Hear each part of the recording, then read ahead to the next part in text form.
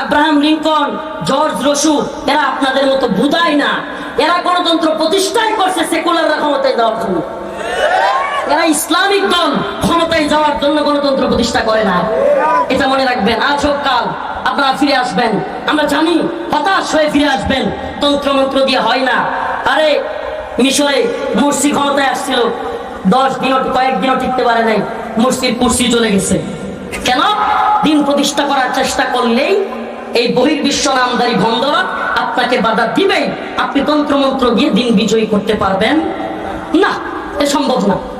দাওয়া এবং জিহাদের মাধ্যমে আফগান বিজয় হয়েছে, হয়েছে কি হয় নাই? সোভিয়েত রাশিয়া কি পাওয়ারফুল! এক সময় বলা হয়তো সোভিয়েতের সূর্য অস্ত যায় না, কি যায় না, এত বিশাল ছিল সোভিয়েত। বলেন, আফগানে মোল্লাদের উপর আক্রমণ চালানোর পর নাকে খত দিয়া রাশিয়া পালাইছিল কি পালাই না? নাকে খত দিয়া পালাইতে হয়েছে। সুবহানাল্লাহ। শুধু তাই না, নেটো যখন আসলো, আরে Britain, America, France, Germany, Netherland, Italy সব রাষ্ট্রকে নিয়ে 48টা রাষ্ট্র নিয়ে নেটো গঠন কইরা আফগানে আসলো। সুবহানাল্লাহ। মোল্লাদেরকে হারাইতে তো পারেই নাই, উল্টা নাকে খত দিয়া 2021 সালের আগস্টে, 15 আগস্ট বিদায় নিছে। মনে আছে? পথ এটাই ভাই, পথ এটাই। আল্লাহ রসুলের পথ, কোরআন সুন্নাহর পথ, দাওয়া এবং জিহাদের পথ। কে জঙ্গি বললো, মৌলবাদী বললো? আরে ভাই, নেতানিয়াহু ভুটের ভাষা বুঝে না, এই মোদি ভুটের ভাষা, সিলের ভাষা বুঝে না, এরা বুঝে তরবারির ভাষা। এই নেতানিয়াহু, এই হিন্দুত্ববাদী তাগুতি মোদি সরকার, এই সমস্ত জালেমদেরকে থামাতে হলে অবশ্যই আমাদেরকে অস্ত্রের ভাষায় বুঝতে হবে। আমি তো বলি দায়িত্বশীলদেরকে, যুবকদেরকে বলি, প্রস্তুতি নাও, প্রস্তুতি নাও। আমরা ফেসবুকে কেন বলি? ফেসবুক একটা বিরাট বড় প্ল্যাটফর্ম। যারা আমাদেরকে ফেসবুকের মুজাহিদ বলো, তাদেরকে বলি, ভাই তুই বুকার স্বর্গে বাস করো। জালেমরা হঠাৎ করে আন্দোলন চাঙ্গা হইলেই ফেসবুক বন্ধ করে দিত না। কেন ফেসবুক বন্ধ করে দেয়? কেন ফেসবুক বন্ধ করে দেয়? কারণ ফেসবুক একটা বিরাট বড় প্ল্যাটফর্ম। এখানে আন্দোলন চাঙ্গা হলেই অফলাইনেও, রাজপথেও আন্দোলন কি হয়ে যায়? চাঙ্গা হয়ে যায়। তুমি আমাকে ফেসবুকের মুজাহিদ বলো, মনে রাখবা ফেসবুক একটা বিরাট বড় দাওয়াতি প্ল্যাটফর্ম। ফেসবুকে তুমি গণতন্ত্রের কথা বলো, আমি জিহাদের কথা বললে তোমার গায়ে জ্বলে কেন? তুমি কি জিহাদ পছন্দ করো? তাহলে তো তুমি কোরআনকে পছন্দ করো। কোরআনের শত শত আয়াত জিহাদের। আমরা ফেসবুকেও দাওয়াত এবং জিহাদের দাওয়াত দিয়ে যাব। কেন? কারণ হিন্দুত্ববাদী ভারত অস্ত্র নিয়ে বসে আছে। আমরা ভোটের সিল দিয়ে ওদেরকে হারাতে পারবো না। যদি প্রয়োজন হয় বাংলার যুবকদেরকে নিয়ে অস্ত্র নিয়ে ভারতের বিরুদ্ধে নেমে যেতে হবে ইনশাআল্লাহ। রাজি আছো তো ইনশাআল্লাহ? হে মর্দে মুজাহিদ, মুসলিম যুবকদের পেটে বুড়ি থাকবে না। হে মুসলমান, অস্ত্রের ট্রেনিং দিতে না পারো, শারীরিক ট্রেনিং দেওয়া শুরু করো। ওপেন বলে যাচ্ছি, ওপেন। এজন্য কি হবে পরোয়া করি না। এই হিন্দুত্ববাদী তাগুতি ব্রাহ্মণ্যবাদীদের বিরুদ্ধে মুসলিমদের একটা গাজওয়া হবে, জিহাদ হবে। এটা আমার মুখের কথা নয়, রাসূলের বাণী। ইসাবাতান মিন উম্মতি আহরাজাহুম আল্লাহু মিনান নার, ইসাবাতুন তাগজুল হিন্দা ওয়া ইসাবাতুন মার ঈসা ইবনে মারইয়াম। রাসূল বলে গিয়েছেন, হিন্দুত্ববাদী ব্রাহ্মণ্যবাদী তাগুতি শক্তির বিরুদ্ধে মুসলিমদের একটা যুদ্ধ হবে। গাজওয়াতুল হিন্দ আসন্ন। ও মুসলিম যুবক, তৈরি হও। রাসূল বলে গিয়েছেন, সেই যুদ্ধে হিন্দুত্ববাদীরা পরাজিত হবে। শুধু পরাজিতই হবে না, মুসলিম যুবকরা হিন্দুত্ববাদী নেতাদের কল্লা ধরে ধরে টেনে হিচড়ে বাইতুল মাকদিসের দিকে নিয়ে যাবে ইনশাআল্লাহ। তৈরি আছো তো ইনশাআল্লাহ? আমরা সেই দাওয়াত এবং জিহাদের পক্ষে কাজ করি। আমি তো বলি যুবকদের এখন থেকে ট্রেনিং দেওয়া দরকার। ওরা আমাদেরকে ভয় দেখাবে, আমরাও তৈরি থাকবো, ইমানি বলে বলিয়ান হব। আবারও বলি, যেই জাতি বুলেটের সামনে দাঁড়াতে শিখে গেছে, সেই জাতিকে ভয় দেখায় আল্লাহ নেই। ইন্নাল হামদুলিল্লাহ নাহমাদুহু ওয়া নাস্তাঈনুহু ওয়া নাস্তাগফিরুহু ওয়া নু'মিনু বিহি ওয়া নাতাওয়াক্কালু আলাইহি ওয়া না'উযু বিল্লাহি মিন শুরুরি আনফুসিনা ওয়া মিন সাইয়্যাতি আ'মালিনা। من يهده الله فلا مضل له ومن يضلل فلا هادي له ونشهد أن لا إله إلا الله وحده لا شريك له أما بعد فقد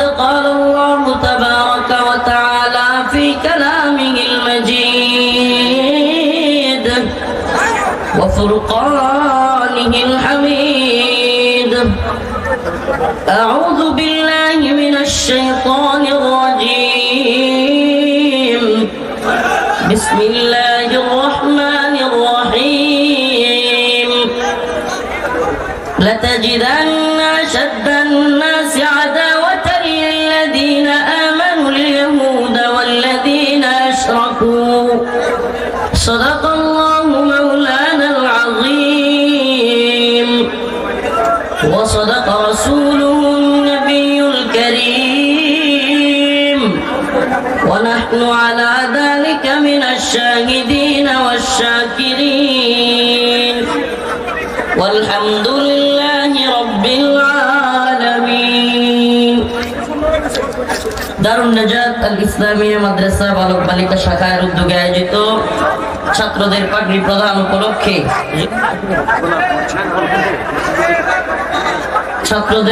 প্রদান উপলক্ষে আমার প্রিয় উস্তাদ মুহতারাম মুফতি আলমগীর বিন শামসুদ্দিন দামাত বারাকাতুহুমের আজকের এই আয়োজনের সম্মানিত উলামায়ে কেরাম, মুরব্বিয়ান আযম, প্রিয় যুবক ভাইরা, স্নেহের ছোট ভাইরা, শ্রদ্ধেয়া মা ও বোনেরা, প্রিয় উপস্থিতি, দয়া করে আপনারা হৈহুল্লোড় করবেন না। অনেক লোক হওয়ার কারণে এবং সংকীর্ণ জায়গা, যদিও জায়গাটা মোটামুটি বড়ই, কিন্তু শিল্প এলাকা হওয়ায়, প্রচুর লোক হওয়ায় জায়গা দেওয়া খুবই মুশকিল। দয়া করে আপনারা যে যেভাবে আছেন, এই যে বাবা ঝগড়া না করে যে যেভাবে দাঁড়ায় আছেন, এখানে ঝগড়া করতে আসেন নাই, কোরআন সুন্নাহ থেকে আলেমদের মুখ থেকে কথা শুনতে আসছেন, ঝগড়া করতে এখানে আসেন নাই। আপনাদের উপস্থিতি, আপনাদের জয় উল্লাস কিংবা আপনাদের এই ধ্বনিতে আপনারা যদি মনে করেন আমরা একবারে খুশিতে গদগদ হয়ে যাই, একটু ভুল হবে বিষয়টা। আপনাদের এই ইমানি চেতনা বা জজবা দেখে যেমন খুশি হই, তেমন আফসোসও লাগে যে এই পাশেই ছিলাম, একেবারে পাশে। এই মাইকের আওয়াজ, আমি যেখানে ছিলাম 32টা মাস মাইকের আওয়াজ ওখানে যাচ্ছে। তো আমরা জানি যে দিন শেষে দিনের জন্য জুলুমের শিকার হলে পাশে কেউ থাকে না, এটা আমরা জানি। অতএব আপনাদের এই আয়োজন, আপনাদের এই জজবা কিংবা আপনাদের এই অমুক হুজুর আসছে, অমুক হুজুরের আগমন, এটা যদি আল্লাহর জন্য হয় তাইলে আলহামদুলিল্লাহ, আর যদি ব্যক্তির জন্য হয় ফায়দা নাই, এটা মনে রাখবেন। দীর্ঘদিন এখানে ছিলাম, এখানে শুধু আমি না, বাংলাদেশের সবচেয়ে বড় আলেমরাও এখানে ছিলেন। আমি নাম বললে নামের লিস্টটি বড়, একেবারে অনেক বড় হবে। আল্লাহ পাক যেন নতুন করে আর স্বৈরাচার বা জালেম এদেশে তৈরি না করেন। আমি আয়াতে কারিমা তিলাওয়াত করেছি, খুবই সংক্ষিপ্ত কথা বলবো, কিন্তু চেষ্টা করব কিছু গুরুত্বপূর্ণ কথা বলার জন্য আপনাদের সামনে। উচিত তো অনেক কথা বলা, সোয়েটার ফ্যাক্টরি, গার্মেন্টস ফ্যাক্টরি, এই সব জায়গায় কি কি সমস্যা এবং তার করণীয় কি, এসব নিয়ে কথা বলা উচিত, কিন্তু এগুলো নিয়ে কথা বলবার সময় নেই। জাতীয় আন্তর্জাতিক ইস্যুগুলোর কারণে এই সমস্ত বিষয় নিয়ে কথা বলবার সময় পাচ্ছি না। বাকি কথা হবে মা বোনদেরকে পর্দায় রাখা এবং এই শিল্পাঞ্চলগুলোতে গালাগালি, যারা সিনিয়র আছে তাদের জুনিয়রদের প্রতি গালাগালি, এগুলো বন্ধ হওয়া দরকার। এবং মা বোনদের অবাধে চলাচল এবং অবাধে, আল্লাহ মাফ করুক, যৌন মিলন এবং বিবাহ বহির্ভূত সম্পর্ক, এগুলো বন্ধ হওয়া উচিত। এই দুইটা কথা খুলাসা মুখতাসার কথা বললাম। এই সমস্যাগুলো বেশি শিল্পাঞ্চলগুলোতে। যাই হোক, মূল কথায় ফিরে আসি। যেই কথাগুলো জাতীয় এবং আন্তর্জাতিক, যেই কথাগুলো আমাদের খুবই মনোযোগ সহকারে শোনা এবং জানা উচিত, এবং এই কথাগুলো শুধুমাত্র আপনাদের উদ্দেশ্যেই নয়, এই মিডিয়ার মাধ্যমে আমার গোটা জাতির কাছে পৌঁছানো খুবই জরুরি। কেন জরুরি? আজকে আমরা তথাকথিত গণতান্ত্রিক সেকুলার দলগুলো তো আছেই, অনেক ইসলামিক দলগুলোর কিংবা এই রাষ্ট্রের দায়িত্বশীলদের অনেকদের মধ্যে আমরা প্রকৃতপক্ষে দেশের প্রতি ভালোবাসা কিংবা ইসলাম এবং ইমানের প্রতি ভালোবাসা খুবই কমই দেখতে পাই। এটা আমি খুব ভালো করে জেনে শুনে এদেশের সকল রাজনৈতিক অরাজনৈতিক বড় ছোট দলগুলোর শীর্ষস্থানীয় নেতৃবৃন্দের সাথে কথা বলে এবং এদের সাথে বসে বুঝে শুনে তারপরে দায়িত্ব নিয়ে আমি কথাগুলো বলছি। বুঝে শুনে বলতেছি, পকেট আর পেটের দান্দা ছাড়া রাজনীতি করা ব্যক্তিদের বড় অভাব এদেশে। জাতীয় আন্তর্জাতিক ষড়যন্ত্রের ব্যাপারে খুবই উদাসীন এরা এক একজন কিভাবে ক্ষমতায় যাওয়া যায় এটার জন্য উঠে পড়ে লেগে আছে। কিন্তু জাতি কোন জায়গায় সবচাইতে বেশি সজাগ থাকা দরকার, জাতিকে ঐক্যবদ্ধ করা দরকার, সেই জায়গাগুলোতে আজকে ঐক্যবদ্ধ না হয়ে আমরা আজকে ঐক্যহীনতায় ভুগতেছি। আজকে যে যার মতো করে স্বার্থ হাসিলের জন্য এক একজন এক এক দিকে ছুটছি, নিজের স্বার্থ হাসিল হয়ে যাচ্ছে। তো আলহামদুলিল্লাহ মনে করতেছি দেশ স্বাধীন, আমি আমার স্বার্থ হাসিল করতে পারলাম। কিন্তু এই ভূখণ্ডের উপরে সাম্রাজ্যবাদী মার্কিনীদের থাবা অব্যাহত আছে। সাম্রাজ্যবাদী নব্য সাম্রাজ্যবাদী হিন্দুত্ববাদী তাগুতি শক্তির বিভিন্ন ধরনের সাম্রাজ্যবাদীরা আজকে আমার বাংলাদেশে এই হাসিনা পরবর্তী সময়ে একটা দৃষ্টিকে নিক্ষেপ করেছে। এখান থেকে তাদের কি স্বার্থ হাসিল করা যায়। আপনারা অনেকেই খবর নিচ্ছেন কিনা জানি না, পার্বত্য চট্টগ্রামের অবস্থা খুবই ভয়াবহ, এই ভূখণ্ডের অবস্থা খুবই ভয়াবহ। পার্বত্য চট্টগ্রাম আজকে মুসলিম কিংবা বাঙালিদের অবাধে বিচরণের জায়গা খুবই সংকীর্ণ হয়ে আসতেছে। পার্বত্য চট্টগ্রামে আজকে বিভিন্ন ক্ষুদ্রণী গোষ্ঠীর আড়ালে আজকে খ্রিস্টান মিশনারির অবাধে বিচরণ চলতেছে। খ্রিস্টান মিশনারিরা বাংলাদেশের এই ভূখণ্ডকে খ্রিস্টান রাষ্ট্র বানানোর নীল নকশা তৈরি করতেছে।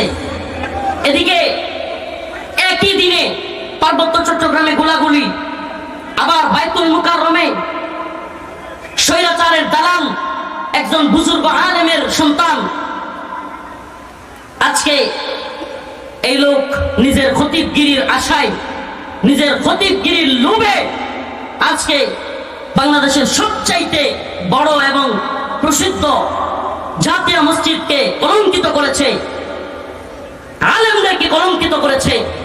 আমি এই কথাগুলোকে এক সূত্রে আবদ্ধ করার জন্য আপনাদের সামনে কথাগুলো বলতেছি। এক সময়ে পার্বত্য চট্টগ্রামে গোলাগুলি, আবার বাইতুল মুকাররম মসজিদের মধ্যে খতিবগিরি নিয়ে হামলা, এবং একই সময়ে ঠিক ক্ষুদ্রণী গোষ্ঠীর জনগণ বিক্ষুব্ধ হয়ে রাজপথে নেমে আসা। আপনারা এই চক্রান্ত বুঝতেছেন না। প্রিয় ভাই, স্লোগান একটু পড়ে কথাগুলো মনোযোগ সহকারে শোনার চেষ্টা করেন। একই সময়ে পার্বত্য চট্টগ্রামে গোলাগুলি, একই সময়ে বাইতুল মুকাররমে খতিবগিরি নিয়ে মারামারি, আবার পার্বত্য চট্টগ্রামের ক্ষুদ্রণী গোষ্ঠী রাস্তায় নেমে আসা, তারা আন্দোলন মুখর হয়ে যাওয়া, এবং তারা শান্তি চায় কিন্তু সেনা মোতায়েন চায় না। আশ্চর্যের বিষয়, শান্তি চায় কিন্তু কি চায় না? সেনা মোতায়েন চায় না। এই ধরনের কথা বলে ওই জায়গাটাকে আমার আপনার ইসলামের ভূমি এই ভূখণ্ড থেকে পৃথক করবার যেই ষড়যন্ত্র চলছে, আজকে আমরা সেই ব্যাপারে খবরই নেই। সেই ব্যাপারে আমাদের দৃষ্টি নিবদ্ধ রাখার কথা ছিল, যেটা আল্লাহ রাব্বুল আলামিন নিজে কোরআনে শত শত বছর আগে জানাই দিয়েছেন। لتجدن أشد الناس عداوة للذين آمنوا اليهود والذين أشركوا لتجدن أشد الناس عداوة للذين آمنوا اليهود والذين أشركوا আল্লাহ পাক সুস্পষ্ট বলেছেন, তোমরা মানুষদের মধ্যে সবচাইতে বেশি মুসলিমদের মুমিনদের শত্রু হিসেবে আদাওয়াত শত্রুতা পাবে। আশাদ্দান নাস আদাওয়াতাল লিল্লাযিনা আমানুল ইয়াহুদ ওয়াল্লাযিনা আশরাকু। এদের এক দলের নাম হলো ইহুদি, আরেক দলের নাম হলো মুশরিক। একটু ধৈর্য সহকারে একটু মিলায়া দেখেন। এবার ফিলিস্তিনে মুসলমানদের উপর ভয়াবহ নির্যাতন করতেছে এই লোকগুলো কারা? ইহুদি। গোটা পৃথিবীতে সবচাইতে বেশি মুসলিমরা নির্যাতিত দুইটা অংশে, একটা ফিলিস্তিন আর একটা কাশ্মীর। তো বলেন কাশ্মীরে নির্যাতন করতেছে কারা? মুশরিক। আর ফিলিস্তিনে নির্যাতন করতেছে কারা? ইহুদি। আল্লাহ পাক জানাইয়া দিচ্ছেন অন্য এক আয়াতে। আল্লাহ পাক রব্বুল আলামিন বলেন, ইয়া আইয়ুহাল্লাযীনা আমানু লা তাত্তাখিযুল ইয়াহুদা ওয়ান নাসারা আউলিয়া বা'দুহুম আউলিয়াউ বা'দ ওয়া মান ইয়াতাওয়াল্লাহুম মিনকুম ফাইন্নাহু মিনহুম ইন্নাল্লাহা লা ইয়াহদিল কওমাজ যালিমিন। আল্লাহ পাক সুস্পষ্ট বলতেছেন, হে মুমিনরা, লা তাত্তাখিযুল ইয়াহুদা ওয়ান নাসারা আউলিয়া, তোমরা ইহুদি খ্রিস্টানদেরকে বন্ধু বানায়ো। বর্তমান ইসরায়েলকে আল্লাহ পাক সুস্পষ্ট কোরআনের ভাষায় বলতেছেন, বর্তমান ইসরায়েলকে বন্ধু বানায়ো, আমেরিকাকে বন্ধু বানায়ো। আল্লাহ পাক আমেরিকাকেও বন্ধু বানানোর কথা নিষেধ করতেছেন। সুস্পষ্ট বলেন, ইহুদি এবং খ্রিস্টানদেরকে বন্ধু বানায়ো না। আর যদি তোমরা মনে করো তোমরা ইসলামিক রাজনীতি করো, আমেরিকা তোমাদের প্রতি খুশি, তোমরা খুব খুশি হয়ে গেছো, আমেরিকা আমাদেরকে দেখতে পারে, তাইলে মনে রাখবা আল্লাহ পাকের ওই আয়াতের ঘোষণা শুনো, ওয়ালান তারদা আনকাল ইয়াহুদ ওয়ালান নাসারা হাত্তা তাত্তাবিআ মিল্লাতাহুম। ওয়ালান তারদা আনকাল ইয়াহুদ ওয়ালান নাসারা, ইহুদি খ্রিস্টানরা কখনোই তোমাদের প্রতি রাজি খুশি হবে না। লান তারদা হাত্তা তাত্তাবিআ মিল্লাতাহুম, যতক্ষণ না তোমরা তাদের দলের মতো হয়ে যাবে। যখন মনে করবে যে হ্যাঁ এরা আমাদের জন্য নিরাপদ, তখনই এরা রাজি খুশি হবে, এর আগে না। প্রিয় ভাই, প্রিয় হাজিরিন, আল্লাহ পাক যেখানে সুস্পষ্ট জানিয়ে দিচ্ছেন ইহুদি খ্রিস্টানরা মুসলমানদের বন্ধু নয়, মুশরিকরা মুসলমানদের বন্ধু নয়, আমাদেরকে কেউ কেউ কূটনীতি শিখাতে আসে, কেউ কেউ পররাষ্ট্রনীতি শিখাতে আসে। আমরা বলি পররাষ্ট্রনীতি আমরা বুঝি, কূটনীতি আমরা বুঝি, কিন্তু কূটনীতির নামে, পররাষ্ট্রনীতির নামে বাংলাদেশে আবারও যদি কেউ হিন্দুত্ববাদী, ব্রাহ্মণ্যবাদী, তাগুতি ইন্ডিয়ার বন্ধুত্বের আশা করে ক্ষমতায় আসবার চেষ্টা করে, তবে আমরা তার ভালো জবাব দিব ইনশাআল্লাহ। হিন্দুত্ববাদী ভারতকে বন্ধু বানায় কেউ ক্ষমতায় আসবার চেষ্টা করবে, আমরা তার অবশ্যই দাঁত ভাঙা জবাব দেব। এই হিন্দুত্ববাদীরা মুসলিমদের বন্ধু হতে পারে না। এই হিন্দুত্ববাদীদের প্রতিরক্ষা মন্ত্রী আজকে হুমকি দেয় যে বাংলাদেশের ব্যাপারে আমাদেরকে, আমরা সেনাবাহিনীকে বলেছি বাংলাদেশের ব্যাপারে সতর্ক অবস্থান রাখার জন্য, যুদ্ধের জন্য প্রস্তুত থাকার জন্য। আপনি কল্পনা করতে পারেন তারা আমাদেরকে হুমকি দেয়, ধমকি দেয়। আপনি দেখবেন যখনই ভারতের সরকারের দায়িত্বশীল কেউ হুমকি ধমকি দেয়, আপনারা দেখবেন আমাদের দেশের রাজনৈতিক দলের নেতাদের কণ্ঠ একটু পরিবর্তন হয়ে যায়। এটাতে কি প্রমাণ করে? এটাতে এটাই প্রমাণ করে এই রাজনৈতিক দলগুলোর নেতারা ভারতকে মোকাবেলা করার মতো ইমানি হিম্মত রাখে না। মনে রাখবেন, এটা মুসলিমদের ভূখণ্ড। আল্লাহ পাক যেখানে বলেছেন কাম মিন ফিয়াতিন কালিলা গালাবাত ফিয়াতান কাসীরাতান বিইذনিল্লাহ, আল্লাহ পাক বলেছেন যদি ইমানি শক্তিতে বলিয়ান হয়, আল্লাহর উপর আস্থা এবং বিশ্বাসে বলিয়ান হয়, ছোট্ট দল কেউ, আমি আল্লাহ গালাবাত ফিয়াতান কাসীরাতান বিইذনিল্লাহ, বড় বড় দলের বিরুদ্ধে আমি আল্লাহ বিজয় দান করেছি। তাহলে আমাদের ভয় কিসের? আমাদের ভয় পাওয়ার কারণ আছে? কথা বলেন, ভয় পাওয়ার কারণ আছে? আমাদের পররাষ্ট্রনীতি, কূটনীতি সব আমরা বুঝি, কিন্তু ইসলাম প্রশ্নে, ঈমান প্রশ্নে, রাসূলুল্লাহ সাল্লাল্লাহু আলাইহি ওয়াসাল্লামের আদর্শের প্রশ্নে আমরা আপোষ করতে রাজি নই। আমরা আবারও বলছি, বাণিজ্যিক সম্পর্ক প্রতিবেশী আছে, উল্টায় ফেলা সম্ভব না। প্রতিবেশী আছে, কি করা সম্ভব না? প্রতিবেশীকে চেঞ্জ করা এত সহজ না। প্রতিবেশী আছে, প্রতিবেশীর সাথে বাণিজ্যিক সম্পর্ক থাকবে, কোনো সমস্যা নাই। আঞ্চলিক ভাবে সম্পর্ক থাকবে, সমস্যা নাই। কিন্তু মনে রাখবেন, প্রতিবেশী যেন প্রভু হয়ে না দাঁড়ায়। আমরা আগেও বলেছি ৭১ মুক্তিযুদ্ধ হয়েছিল। কেন হয়েছিল? পাকিস্তানি বাহিনী বাংলাদেশের মুসলিমদের উপর কিংবা বাংলাদেশের জনগণের উপর নির্যাতন করেছিল, তাই তো? তো পাকিস্তানিদেরকে এদেশের মানুষ পাকিস্তানের প্রভুত্ব মানে নাই, পাকিস্তান এদেশের মানুষের উপর জুলুম করেছিল মানে নাই। 15-16 বছর কিংবা বলতে পারেন বিগত বাংলাদেশ স্বাধীন হওয়ার পর থেকে 50-52 বছর ভারত আমাদের উপরে প্রভু হিসেবে বসেছিল। নাউজুবিল্লাহ। যদিও ইমানদারদের প্রভু নয়, এগুলো হলো তথাকথিত ভারতের চাপায়া দেওয়া কিছু পুতুল সরকারের প্রভু। আমাদের প্রভু আল্লাহ। আমাদের প্রভু কে? আমাদের প্রভু আল্লাহ। কিন্তু এদের প্রভু হিসেবে বসেছিল। সুবহানাল্লাহি ওয়া বিহামদিহি। তরুণ যুবকরা জাগ্রত হয়ে 2024 সালের 5ই আগস্ট হাসিনার পতনের মধ্য দিয়ে জানাইয়া দিয়েছে এদেশ পাকিস্তানের প্রভুত্ব মানে নাই, ভারতের প্রভুত্ব মানবে না। কিন্তু যদি নতুন করে ভারত গেল, পাকিস্তান গেল, আমেরিকা যদি প্রভু সাজবার চায়, এদেশের মুসলমান কি ওইটা মানে নিবে? এটা মানে নিবে? আমেরিকা যদি স্বপ্ন দেখে যে বাংলাদেশে এখন আমরা আধিপত্য বিস্তার করব এবং বাংলাদেশের বর্তমান সরকার আমাদের পক্ষে থাকবে এবং তাদেরকে দিয়ে আমরা যা তা করব, মনে রাখবেন আমি এই 2024 সালে হাসিনা পতনের মধ্য দিয়ে যতটুকু খুশি হয়েছি তার চাইতেও অনেক বেশি আমার ভালো লেগেছে এবং খুশি হয়েছি, হাসিনা যাওয়ার চাইতেও বেশি খুশি হয়েছি এই বাংলাদেশের যুবক তরুণেরা বন্দুকের নলার সামনে বুক পাতে দিতে শিখছে। আমার কাছে অনেক ভালো লেগেছে।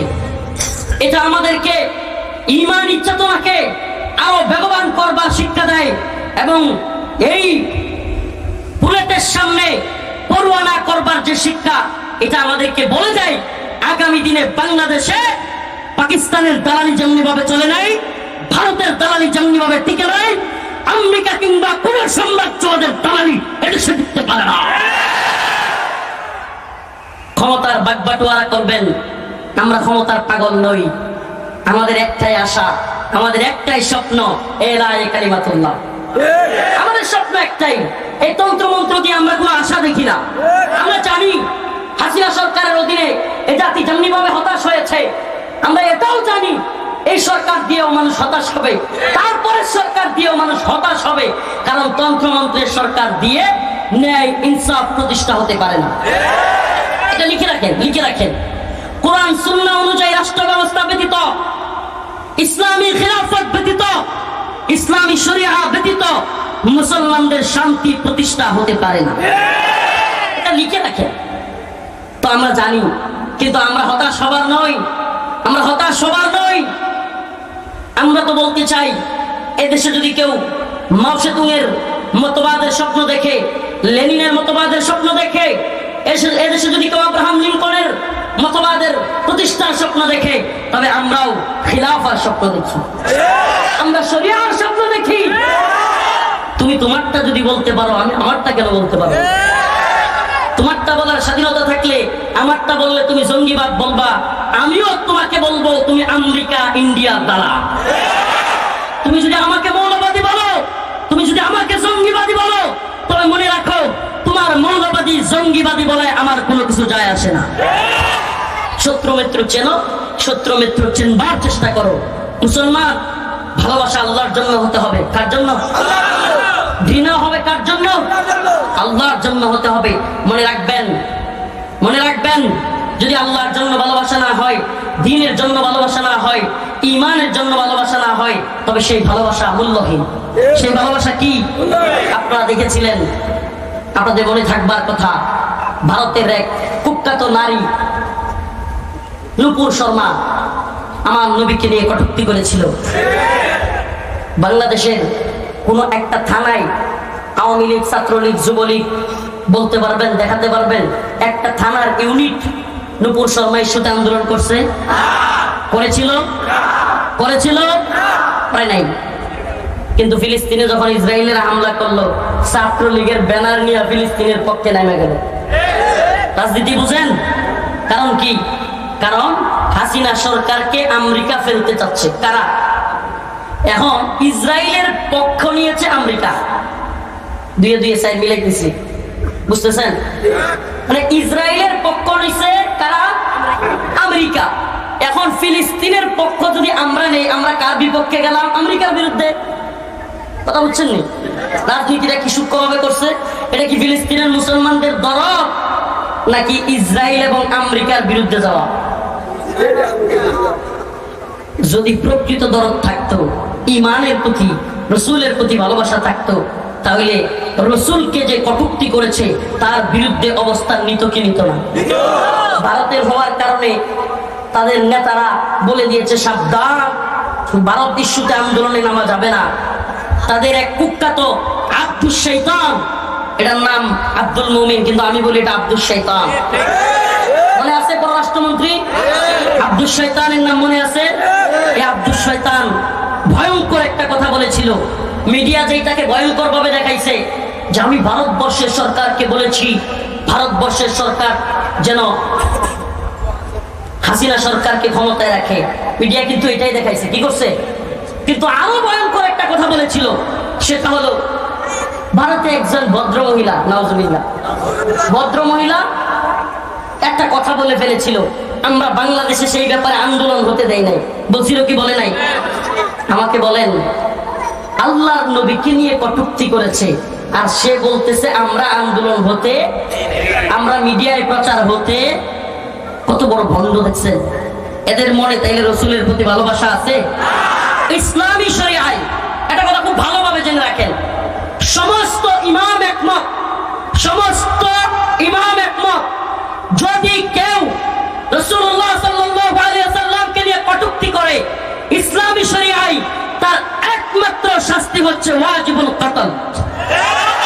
মান সাব্বা নবিয়ান ফাকতুলু, তার শাস্তি হলো কল্লা থেকে, ধর থেকে কল্লাকে আলাদা করে ফেলা। এটা ইসলামী শরিয়ার শাস্তি। এই ব্যাপারে সমস্ত ইমাম একমত। হালকা মতানৈক্য তো আছে এই ব্যাপারে। যদি তওবা করে, কোন কোন ইমাম বলেন তওবা করলেও তার তওবা কবুল করা হবে না। আল্লাহ পাক আখিরাতে তাকে তওবা কবুল করে ক্ষমা করে দিতে পারেন, এটা আল্লাহর ইচ্ছা, কিন্তু দুনিয়ায় তার তওবা কবুল করা হবে। তাইলে আল্লাহর নবীকে কটূক্তি করেছে, এর চাইতে বড় ইস্যু কি হইতে পারে? আমরা রাজনীতি বুঝি, আবারও বলতেছি পররাষ্ট্রনীতিও বুঝি, আমরা বিশ্ব কি বলবে, বৈশ্বিক পরিস্থিতি কি, বিশ্ব মরলরা কি বলবে, এগুলো সব জানি।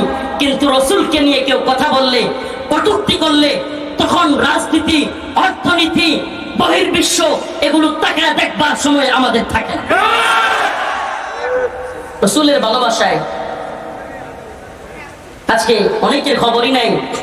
আজকে শাহবাগের নাস্তিকদের পক্ষ নেওয়া সেই নাস্তিক প্রেমী মৌলবী, পকে তার পেটের দান্দাবাজ ফরিদউদ্দিন মাসউদ, এই ব্যক্তিটার পক্ষে লোক পাওয়া যায়, আশ্চর্য লাগে। অথচ ইমানের দাবিতে রাসূলুল্লাহ সাল্লাল্লাহু আলাইহি ওয়াসাল্লামের ভালোবাসায় ব্লগার রাজীব, অভিজিৎ রায়, ফয়সাল আরিফিন দীপন, ওয়াশিকুর রহমান বাবু সহ 13 সালে একের পর এক নবীকে নিয়ে কটূক্তিকারী এই নাস্তিক শায়তানগুলো যখন রসুলকে নিয়ে কটূক্তি করতেছিল, গালি দিতেছিল, আম্মাজানদের চরিত্র হানি করতেছিল, আমার কিছু ভাইরা তাদের বিরুদ্ধে দাঁড়ায় গেল, তাদের বিরুদ্ধে প্রতিবাদ করলো, ফেসবুক অনলাইনে লেখালেখি করলো।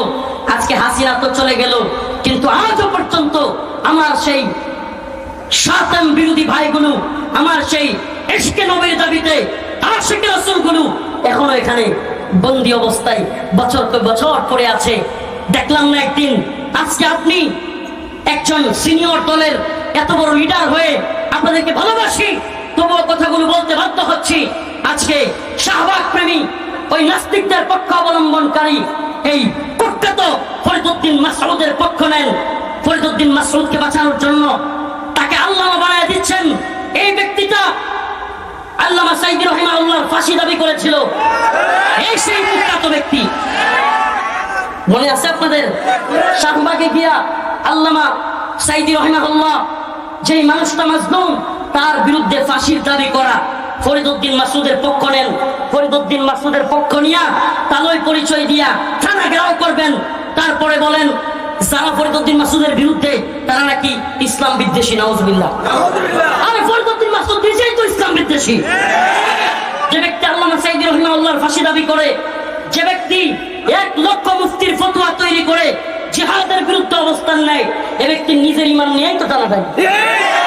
আর সেই ব্যক্তিকে নিয়ে আজকে এত বড় জজবা দেখান, হুঙ্কার দেখান, অথচ ইশক নবীর দাবিতে আল্লাহ কসম আল্লাহ কোন পীর, কোন মুফতি, কোন শাইখুল হাদিস, কোন বড় বড় আলেম আল্লাহর কাছে জবাব দিতে পারবে না। ইশক নবীর দাবিতে বছরকে বছর কারাবন্দী অবস্থায় আমার ভাই আরাফাত, আমার ভাই সাইমুদ, আমার ভাই আব্দুস সবুর, আমার ভাই আরিফ সহ আমার ভাই আসাদ, কতগুলো নাম বলবো। কারাগারে যখন ছিলাম বিভিন্ন সময় কোর্টে যেতাম, কোর্টের গাড়িতে ওই প্রিজন ভ্যানের মধ্যে দেখা হইতো আল্লাহ এক একটা যেন জান্নাতি যুবক, এক একটা যেন জান্নাতি যুবক, উম্মার প্রতি তাদের ফিকির, এক একটার একটা দুইটা তিনটা করে ফাঁসি লেগে আছে, অথচ এদের মনের ভিতরে উম্মার প্রতি যে দরদ দেখেছি, আলেমদের প্রতি যে ভালোবাসা দেখেছি, দেশ এবং দেশের অবস্থান নিয়ে ওদের ফাঁসি বাদ দিয়া যে চিন্তা দেখেছি, সেই ভাইগুলো কারাগারে পড়ে আছে। কোথায়? একদিন তো আপনাদের ইশকে নবীর দাবিতে হুঙ্কার দেখলাম না। কষ্ট লাগে, আপনাদেরকে ভালোবাসি আল্লাহ, যে যেই পথে কাজ করতেছেন, যে দলেরই হন, আপনাদেরকে ভালোবাসি। আপনারা বুঝেন না, অনেকেই দল করেন, মনে করেন হুজুর এমন হয় এই দলের বিরুদ্ধে। আল্লাহি দলের পক্ষে বিপক্ষে অবস্থান নেওয়া আমাদের জন্য কাজ নয়। আমরা চাই উম্মাহ ঐক্যবদ্ধ হোক, কিন্তু যখন দেখি শাহবাগের কুখ্যাত মৌলবীর পক্ষ নিয়ে টানা ঘেরাও করব, তারপরে বলে যারা তার বিরুদ্ধে যায় ইসলামের বিদ্বেষী, তখন অন্তরে কষ্ট লাগে। আমি চাই এই জনম কোনাফারির এই প্রোগ্রাম থেকে আমার আওয়াজ হয়তো কারাগারেও যাচ্ছে, যেখানে দীর্ঘ 32টা মাস কাটিয়ে দিয়েছিলাম, যদি যায় এই আওয়াজ ছড়া পড়ুক সবার অন্তরে। ইশকে নবীর দাবিতে আজকে আমাদের ভাইগুলো দীর্ঘদিন যাবৎ বন্দী।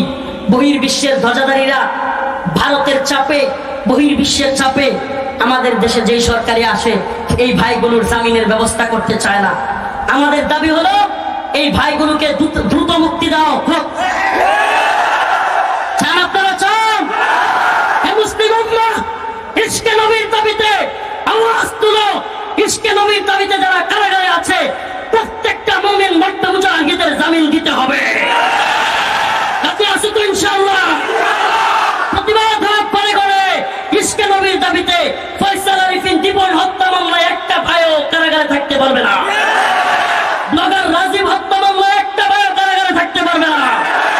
এই আওয়াজ আমাদের তুলতে হবে। এই আওয়াজ প্রত্যেকটা মুমিনের ঘরে ঘরে পৌঁছে দিতে হবে। এই আওয়াজ বাংলার ঘরে ঘরে পৌঁছে দিতে হবে। আমরা চাই যে সরকারি আসুক, এই ভাইদের দ্রুত মুক্তির ব্যবস্থা করে। প্রিয় হাজিরিন, প্রিয় হাজিরিন, হিন্দুত্ববাদী চক্র, ইহুদিবাদী চক্র, খ্রিস্টীয় চক্র, সব চক্র মিলে ষড়যন্ত্র চলতেছে। সাবধান, চোখ কান খোলা রাখতে হবে। প্রিয় মুসলিম যুবক, তোমাদেরকে বলি আমরা ফেসবুকে লেখালেখি করি দাওয়া এবং জিহাদের পক্ষে। এজন্য কিছু ভাইরা গণতন্ত্রকামী, এদেরকে আমি অবুঝ দিনী ভাই মনে করি। আমি এদেরকে, এরা অনেক সময় দ্বীনের পক্ষে থাকা মর্দে মুজাহিদ কারাগারে রিমান্ডে নির্যাতনের শিকার হওয়া আলেমদের বিরুদ্ধে কলম ধরতে এদের হাত কাঁপে না। এরা মনে করে এই তন্ত্র মন্ত্র দিয়া দিন বিজয়ী হয়ে যাবে।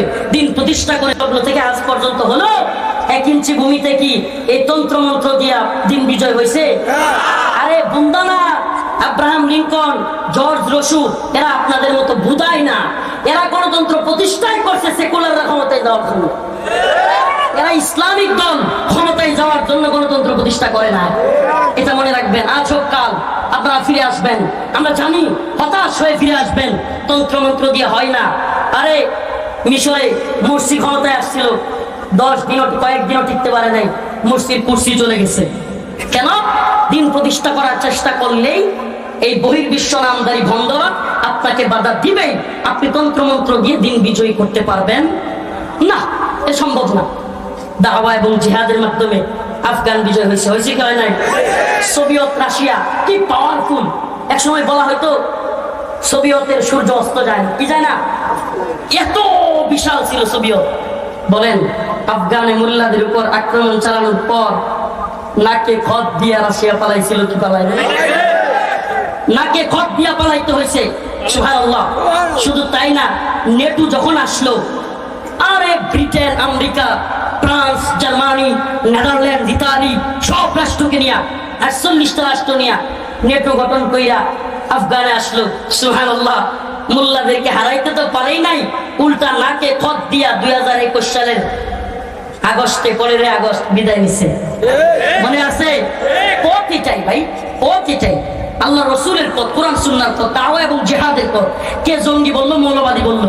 আরে ভাই, নেতানিয়াহু ভুটের ভাষা বুঝে না, এই মোদি ভুটের ভাষা, সিলের ভাষা বুঝে না, এরা বুঝে তরবারির ভাষা। এই নেতানিয়াহু, এই হিন্দুত্ববাদী তাগুতি মোদি সরকার, এই সমস্ত জালেমদেরকে থামাতে হলে অবশ্যই আমাদেরকে অস্ত্রের ভাষায় বুঝতে হবে। আমি তো বলি দায়িত্বশীলদেরকে, যুবকদেরকে বলি, প্রস্তুতি নাও, প্রস্তুতি নাও। আমরা ফেসবুকে কেন বলি? ফেসবুক একটা বিরাট বড় প্ল্যাটফর্ম। যারা আমাদেরকে ফেসবুকের মুজাহিদ বলো, তাদেরকে বলি ভাই, তুই বুকার স্বর্গে বাস করো। জালেমরা হঠাৎ করে আন্দোলন চাঙ্গা হইলেই ফেসবুক বন্ধ করে দিত না। কেন ফেসবুক বন্ধ করে দেয়? কেন ফেসবুক বন্ধ করে দেয়? কারণ ফেসবুক একটা বিরাট বড় প্ল্যাটফর্ম।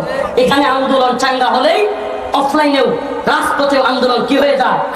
চাঙ্গা হয়ে যায়। তুমি আমাকে ফেসবুকের মুজাহিদ বলো, মনে রাখবা ফেসবুক একটা বিরাট বড় দাওয়াতি প্ল্যাটফর্ম। ফেসবুকে তুমি গণতন্ত্রের কথা বলো, আমি জিহাদের কথা বললে তোমার গায়ে জ্বলে কেন? তুমি কি জিহাদ পছন্দ করো? তাহলে তো তুমি কোরআনকে পছন্দ করো। কোরআনের শত শত আয়াত জিহাদের। আমরা ফেসবুকেও দাওয়াত এবং জিহাদের দাওয়াত দিয়ে যাব। কেন? কারণ হিন্দুত্ববাদী ভারত অস্ত্র নিয়ে বসে আছে। আমরা ভোটের সিল দিয়ে ওদেরকে হারাতে পারবো না। যদি প্রয়োজন হয় বাংলার যুবকদেরকে নিয়ে অস্ত্র নিয়ে ভারতের বিরুদ্ধে নেমে যেতে হবে ইনশাআল্লাহ। রাজি আছো তো ইনশাআল্লাহ? হে মর্দে মুজাহিদ, মুসলিম যুবকদের পেটে বুড়ি থাকবে না। হে মুসলমান, অস্ত্রের ট্রেনিং দিতে না পারো, শারীরিক ট্রেনিং দেওয়া শুরু করো। ওপেন বলে যাচ্ছি, ওপেন। এজন্য কি হবে পরোয়া করি না। এই হিন্দুত্ববাদী তাগুতি ব্রাহ্মণ্যবাদীদের বিরুদ্ধে মুসলিমদের একটা গাজওয়া হবে, জিহাদ হবে। এটা আমার মুখের কথা নয়, রাসূলের বাণী। ইসাবাতান মিন উম্মতি আহরাজাহুম আল্লাহু মিনান নার, ইসাবাতুন তাগজুল হিন্দা ওয়া ইসাবাতুন মা ঈসা ইবনে মারইয়াম।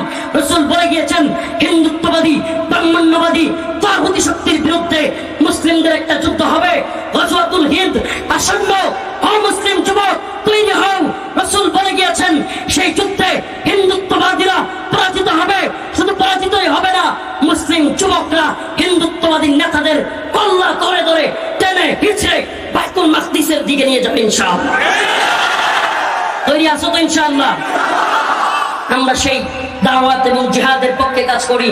আমি তো বলি যুবকদের এখন থেকে ট্রেনিং দেওয়া দরকার। ওরা আমাদেরকে ভয় দেখাবে, আমরাও তৈরি থাকবো, ইমানি বলে বলিয়ান হব। আবারও বলি যেই জাতি বুলেটের সামনে দাঁড়াতে শিখে গেছে, সেই জাতিকে ভয় দেখায় আল্লাহ নেই। আল্লাহ পাক আমাদের সবাইকে কুরআন সুন্নাহ অনুযায়ী দাওয়াত এবং জিহাদের পথে পরিচালিত করুন। সবাই বলেন আমিন। এরপরে আরো আলোচক রয়েছেন, বাংলাদেশের একজন বিখ্যাত কারি, আমার খুব ভালো লাগে যার তিলাওয়াত, প্রিয় আসাদ ভাই আসছেন আজকে আপনাদের সামনে।